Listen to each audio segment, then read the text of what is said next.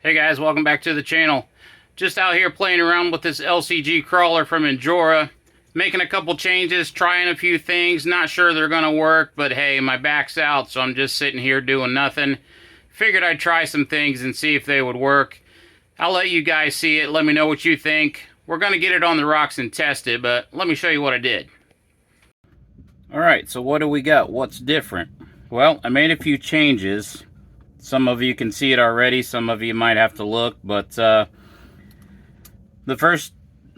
two things that I did was I switched my shocks to the inside of the frame. They were on the outside of the frame, and the reason I did that is when I would go full lock, my shock used to be right here, and it would rub the shock, and that would limit my turning radius to about that. So I had no turning radius, so I moved those inboard, and now I have full steering lock to lock, and it works a lot better, and I still have a lot of flexibility. I have no binding, and I have a lot of clearance. The other major thing you're probably looking at going, what the heck?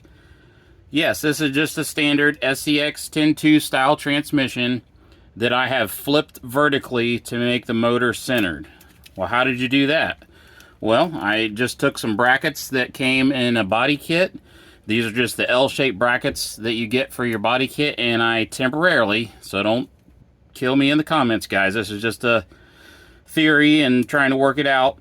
But I mounted this vertically, and I've got my drive shafts are pretty much centered, and my motor is in the center, and it was basically free. You know, I took some L brackets, rotated the transmission 90 degrees, so I don't have... The reason I did that is my lower links were hitting my motor when it would flex all the way up and bind, and now I can get all this flex. There's no motor there to hit. Well, why didn't you just run a smaller motor? Well, this is a 540. The only thing smaller than this is like an Outrunner, and I'm not going brushless on this. That's just more money. This was free. All I did was spend some time. So just a you know, proof of concept kind of thing. Switch the shocks to the inside. We'll see if that works. There's no binding or anything, so I don't see a problem.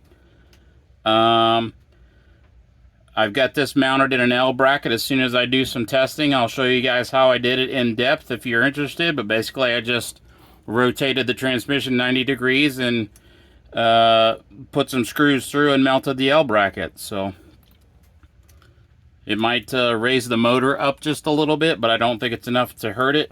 Because even if you put this guy on its side, yeah, it's a little top heavy, but that's kind of like it was before. If you go right in there, I'm going to say that's past 45 degrees. It wants to fall the other way. And I'm on plastic wheels with no bead lock, so I can always go back to brass up front or brass on front and rear metal wheels to help counteract that a little bit. So this is all just testing, guys. It's nothing that I'm saying you need to do. It's just something that I tried, and we're going to see if it helps it or hurts it. I wanted to get the motor more centralized and forward, and this is what I came up with. So we'll get it on the rocks and see how it works.